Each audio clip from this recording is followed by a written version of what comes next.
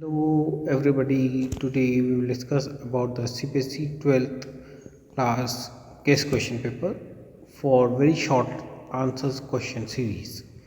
इसमें हम देखेंगे कि कौन से क्वेश्चन पूछे जा सकते हैं CBSE के 12th क्लास में और शॉर्ट टाइप ऑफ क्वेश्चन इसमें पूछे गए हैं। क्वेश्चन का पेपर का क्या पैटर्न होता है वो पहले हम पढ़ते हैं।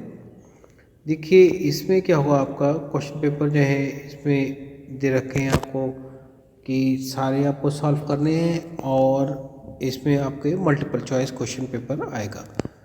पहला क्वेश्चन अगर आप देखें तो उस तरीके से है, for a thin conducting wire current calculate the value of a magnetic field induction eight any point on the conductor itself. यानी एक कंडक्टर है आपका और इसी में ही आपको क्या है, मैग्नेटिक इंडक्शन का ये बताना है कि मैग्नेटिक फील्ड इंडक्शन इस कंडक्टर में कितनी होगी, उसके अपना आप ही प्रोड्यूस करने पे ये क्वेश्चन। दूसरा इसी का पार्ट पूछा है, इसमें चॉइस जो है, a large magnet is broken into two pieces of a length are in ratio of 4:1, then the calculate the ratio of the pole strength of the two pieces। यानी कि आपका एक बड़ा मैग्नेट है, इसी से ब्रेकअप किया गया है कि एक जो है 4 पार्ट में है और एक 1 पार्ट में है। तो इससे बताना है कि इसकी पोल स्ट्रेंथ पे कितना फ़र्क आएगा। तो ये आपका क्वेश्चन है। आंसर पहले वाले का जो है देखते हैं, the magnetic field at any point due to a thin wire conducting wire current dP is given by, ये फॉर्मूला है μ0/4 into IDL sin theta upon r²। अब ये r जो है ये डिस्टेंस है, I थीटा, I जो है करंट से, और DL मीन्स यानी किस सेक्शन से आप उसे कैलकुलेट कर लें। तो साइन थीटा की वैल्यू या तो 0 होगी या 180 डिग्री होगी। तो दोनों ही केस में जो बी वैल्यू आएगी इस फॉर्मूले से, वो जो वैल्यू आएगी आपकी वो 0 आएगी। हेंस कहीं पे भी अगर आप कंडक्टर में लेते हैं तो मैग्नेटिक फील्ड उसका 0 होगा। नेक्स्ट वाले का जो आंसर आता है, hence the pole strength does not depend upon the length, ये लेंथ पे डिपेंड नहीं करती, and strength of the two pieces will remain the same, उनकी सेम ही स्ट्रेंथ रहेगी। 4 चाहे 4:1 हो या कोई सा भी, उससे लेंथ से कोई फर्क नहीं पड़ता है। Now next question, if the critical angle for light going from a medium A to B is theta. आपको एक 2 मीडियम दिए गए हैं, इसमें से लाइट जा रही है और इसके बीच के जो एंगल है वो थीटा है, ये पूछा है इन्होंने। ठीक है, then find out the expression for the speed of light in medium B medium में कितनी उसकी वेलोसिटी होगी। If the speed of light is V, यानी मीडियम ए में वी वेलोसिटी होगी, तब उसकी क्या होगी। नेक्स्ट क्वेश्चन इसी का ही जो और में पूछा गया, a magician show make a glass lens of refractive index 1.33 which disappear in a trough दे रखा है, यानी कि एक टम्पलर है, इसमें एक लेंस डालता है, लेंस को इस टम्पलर में जैसे डालेगा तो एक गैप हो जाएगा। तो लिक्विड का कितना रिफ्रैक्टिव इंडेक्स हो, मतलब कि अब कितना हो कि उसमें जो है जो ग्लास का है आपका टम्पलर में गैप हो जाए। इसका आप सॉल्यूशन देखेंगे। For a critical angle condition sine theta is equal to μ2 upon μ1, और इस लिखेंगे ऐसे 1 μ2 1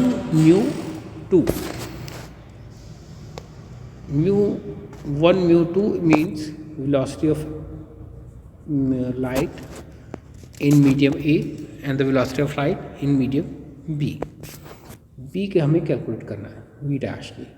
तो V अपॉन V डैश, तो साइन थीटा आपको दे रखा है, sine theta is equal to V upon V dash, और V dash equal to V upon sine theta. ये इसकी हम कैलकुलेट कर सकते हैं।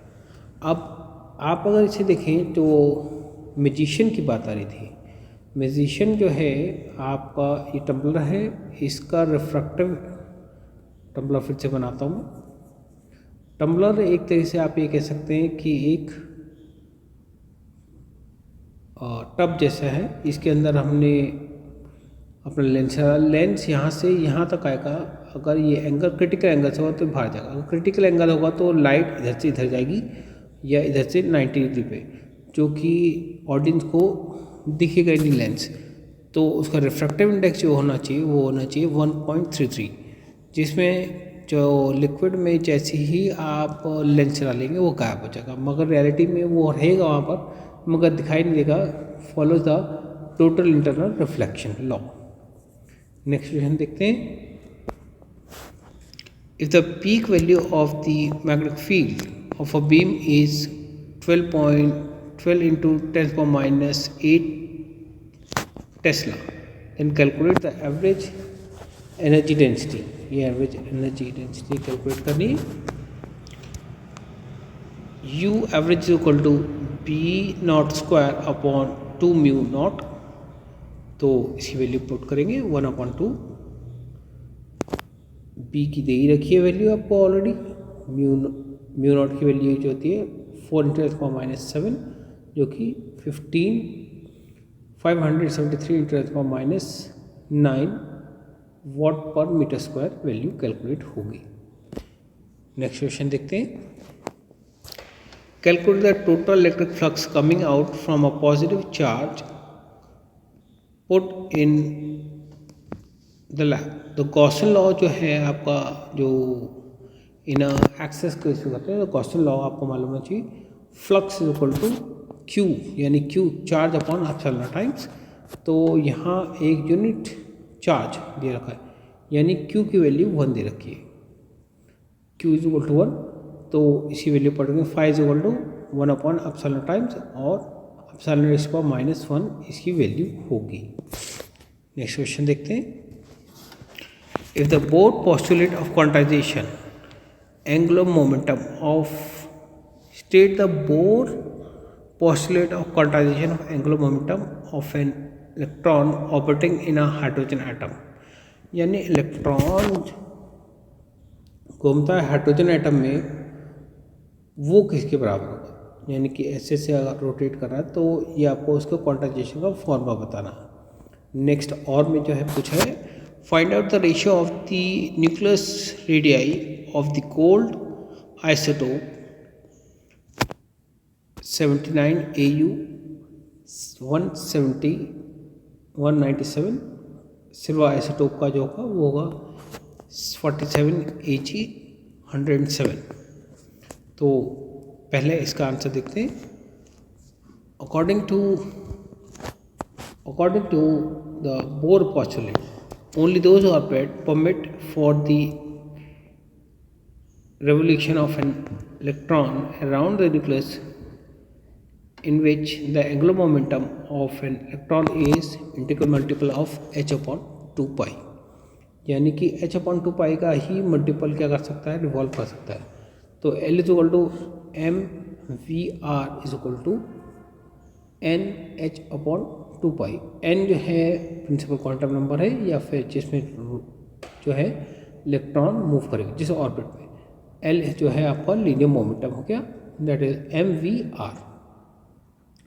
दूसरा पार्ट उसका जो पूछा था, that is radius of nucleus is given by, अगर आप देखें तो is given by r is equal to r0 a⁻³ तो a जो है आपका एटॉमिक नंबर है, एटॉमिक मास नंबर है। तो इसकी वैल्यू पुट करेंगे, जो कि वैल्यू आएगी, अगर आप 1/197/107 कोई वैल्यू निकालेंगे तो इसका क्यूब रूट लेंगे तो वो आएगा आपका 1.23 रेशियो में आएगा 1:1। तो ये वैल्यू इसकी दे रखी है। नेक्स्ट क्वेश्चन आता है, draw the plot a variation of electric potential with the distance r due to the point charge. Point charge से आपको कैलकुलेट करना है आपका graph, that is v is equal to q/4πε times r। यानी R जो है it is inversely proportional to V, और V is potential 1/, तो इसका ग्राफ जो प्लॉट करेंगे वो हमारा इस तरीके से आएगा। ये आप देख ही रहे हैं कि v बढ़ रहा है तो r घटेगा और r बढ़ेगा तो ये पैराबोला शेप में आएगा। नेक्स्ट क्वेश्चन देखते हैं इसका। A 10 meter horizontal straight wire extending from east to west falling with the speed of 5 meter per second at right angle to the horizontal component of the earth magnetic field 0.3 into the -4 vapor per meter square. What is the instant value of the EMF induced in the wire? Next question जो है इसका और में जो दे रखा है, an angular current and alternating current in a circuit is given by I is equal to 20 sin 100 pi t plus 0.015 pi a. What is the RMS value of the current? तो पहले वाले का आंसर देखते हैं। पहले तो हम I जो दे रखा है वो आपको L जो दे रखा है, L जो है बेसिकली 10 मीटर दे रखा है, V वेलोसिटी जो है वो 5 मीटर पर सेकेंड, H और B जो दे रखा है B ये मैग्नेटिक फील्ड वो 0.3 × 10⁻⁴, तो E is equal to BLV। तो वैल्यू पुट करेंगे तो इतना आपकी 1.5 × 10⁻³ वोल्ट आएगा। दूसरा क्वेश्चन में पूछा था I is equal to RMS value. तो पहले तो I की वैल्यू जो है 20 into sine 100 pi T into plus 0.05 pi A, तो RMS वैल्यू होती है R0 अपॉन √2, तो 20 हो जाएगा। 20 अपॉन √2 मीन्स 10√2 एम्पेयर आपकी I की value. How does the focal length of the lens change when the yellow light incident on is replaced by the blue light? Give the reason for your answer। देखिए अगर focal length आपने lens लगा रखा है और इधर से आपकी लाइट जा रही है, इधर फोकस हो रही है, तो अगर हम येलो कलर की जगह ब्लू कलर यूज़ करेंगे तो क्या फ़र्क आएगा ये आपको बताना है। ये क्वेश्चन में इसका आंसर ये है, refractive index of the material of a lens increase with the decrease in wavelength of the light incident. The focal length also get decrease with increase in wavelength। ये इसका आंसर है, यानी कि जो मटेरियल है जो फोकल लेंथ है वो डिक्रीज़ हो जाएगी, यानी फोकस पे, यानी आप ये कह सकते हैं जैसे लेंस है पहले यहाँ आपका कन्वर्ट हो रहा था इमेज और दूसरी बार में पास में बनने लग जाएगी, तो ये इसका फ़र्क आएगा। नेक्स्ट क्वेश्चन देखते हैं। An alpha particle and a proton are accelerated through the same potential, दोनों सेम पोटेंशियल से चलते हैं। Calculate the ratio of the de Broglie wavelength, आपको डी ब्रोगली वेवलेंथ बतानी है, दोनों की रेशियो बतानी है। तो the de Broglie wavelength is given by lambda is equal to h upon p, where h is the Planck constant, p is the basically the momentum। तो momentum की value जो होती है वो होती है √2 पाई mk और k is the kinetic energy that is QE, Q is the basically charge, V is the potential। तो इसकी वैल्यू पुट कर देंगे जो हमें गिवन है।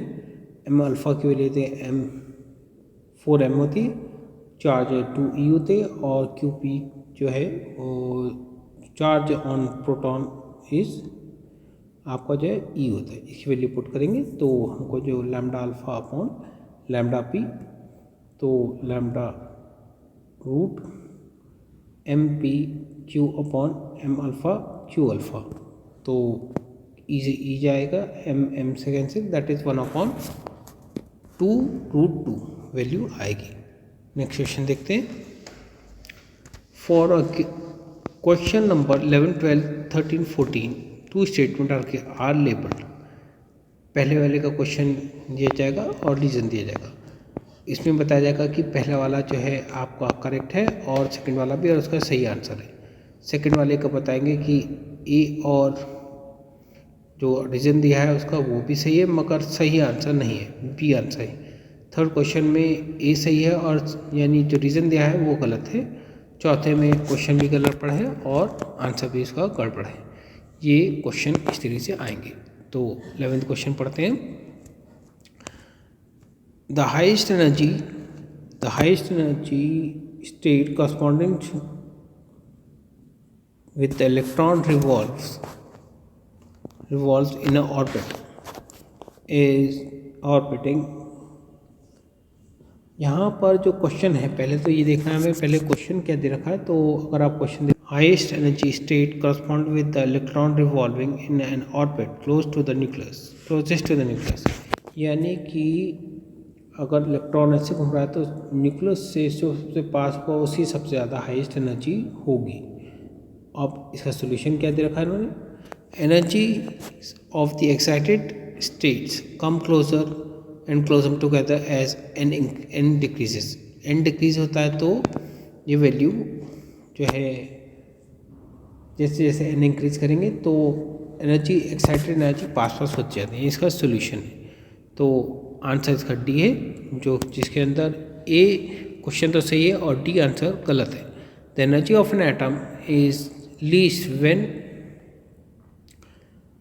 Electrons is revolving in a orbit closest to the nucleus, तो उसकी लीस्ट एनर्जी रहती है। यानी कि न्यूक्लियस के पास अगर आपका इलेक्ट्रॉन रिवॉल्व कर रहा है तो सबसे पास में जो करेगा उसकी सबसे कम एनर्जी, जितनी ज़्यादा दूर चलेगा उतनी ज़्यादा एनर्जी होगी। तो पहला जो इसका आंसर है, however the highest energy level correspond to N infinity, यानी एन इन्फिनिटी करते हैं तो सबसे ज़्यादा इन्फिनिटी पे उसकी एनर्जी होगी। And has the energy is 0 electron volt, तो E N is inversely proportional to N square. So the value of N increase energy of the excited energy come closer to together, यानी तो ये तो बात सही है कि एन जैसे जैसे इंक्रीज करते तो दोनों ही आंसर और रीजन जो है वो गलत है, इसलिए इसका डी आंसर है। नेक्स्ट क्वेश्चन देखते हैं। A thermodynamic fusion reaction is not possible on the earth naturally, और यानी कि आप ये कह सकते हैं जो इलेक्ट्रॉन और दो न्यूक्लियस हैं वो आपस में जुड़ के एक हाईएस्ट एनर्जी बनाते हैं, ये अर्थ में पॉसिबल ही नहीं है। अब रीज़न क्या दे रखा है इन्होंने, a thermodynamic fusion reaction to take place extreme condition of temperature and pressure are required, यानी बहुत ज़्यादा टेम्परेचर और प्रेशर चाहिए होता है जो कि अर्थ पे अवेलेबल नहीं है। तो इसका आंसर जो है वो इस रहेगा, thermodynamic reaction for those fusion reaction which is achieved by raising the temperature and pressure of the system। so the particle जो हैं आपस में जुड़ जाएं जब हाई टेम्परेचर रहेगा और प्रेशर रहेगा बहुत ज़्यादा, have enough and kinetic energy to overcome the Coulombic repulsion barrier, such at earth condition is very difficult to attain naturally इस तरीके से अचीव करना बड़ा मुश्किल है।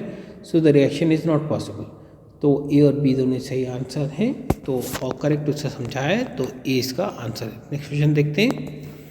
अ thin prism to not deviate light much, तो थिन प्रिज्म होता है, ये लेंस होता है, उसमें कुछ भी डेविएशन नहीं होता। क्यों? In a thin prism have small angle A, hence D minimum, यानी डेविएशन इज मिनिमम रहता है, इज वेरी स्मॉल। डेविएशन का फॉर्मूला जो होता है वो होता है N1 N2, यानी रिफ्रैक्टिव इंडेक्स ऑफ ये दे रखा है, N जो है रिफ्रैक्टिव है तो -1 into A, where 1 N2 is the refractive index of the prism with respect to the medium 1। तो उसमें जो है ये ए का बहुत कम एंगल रहता है, इसलिए डेविएशन भी बहुत कम रहता है। इसलिए फॉर अ थिन फिल्म आप जो angle of prism is given by minimum deviation formula लगाएंगे 1n2 sine A plus D minimum upon 2 upon sine A by 2।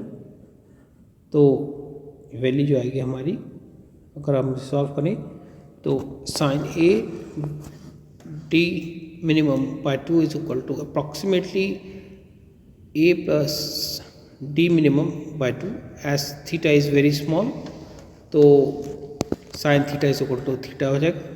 और साइन a/2 जो है a/2 रह जाएगा using the above approximation 1n2 d a plus D minimum by 2 and a/2। इसे further solve करेंगे हम तो हमें जो वैल्यू मिलेगी वो आएगा D minimum is equal to 1n2 minus 1 into a। Hence it can be seen that the a is small, so d minimum is also small. So the prism do not deviate light much. So a and b are both correct. तो r is correct explanation of a। तो answer जो है इसका A part आएगा। Asset of assertion जो है फिर से क्वेश्चन जो है in Young double slit experiment the fringe width of the dark fringe is same as that of white fringe width. जो विड्थ रहती है यानी कि चौड़ाई जो आप देखेंगे यंग एक्सपेरिमेंट में या इंटरफ्रेंस देखते हैं आप उसमें जो ब्लैक पोर्शन है और जो वाइट पोर्शन उनकी सेम ही विड्थ यानी पट्टियों की विड्थ चौड़ाई दोनों की बराबर रहती है। ये आंसर इसका है। तो इसका जो उन्होंने सॉल्यूशन दे रखा है उसे पढ़ते हैं। The reason the Young double slit experiment when the fringe are formed from the light source then only dark and bright fringe are observed. तो आंसर जो है सी है इसका। The Young double slit experiment the fringe width और the dark and bright fringe are formed while in the same experiment when the light is used। तो central fringe तो आपकी white light ही है मगर उसके आसपास जो है कलर्ड लाइट आएंगी। तो आंसर ए इज करेक्ट। जो उसका रीज़न दे रखा वो फॉल्स है। तो आंसर इसका सी है। आज के लिए बस हम इतना ही पढ़ेंगे। Kindly subscribe my channel and share my channel. Sharing और सब्सक्राइब से मेरे आपको वीडियो अपडेट्स मिलते रहेंगे और दिन पे दिन फिज़िक्स इम्प्रूव होता चलेगा। शेयरिंग से दूसरे बच्चों का भी जो है फिज़िक्स इम्प्रूव होता चलेगा। तो शेयर और लाइक करना ना भूलें। आज के लिए इतना ही। Thank you.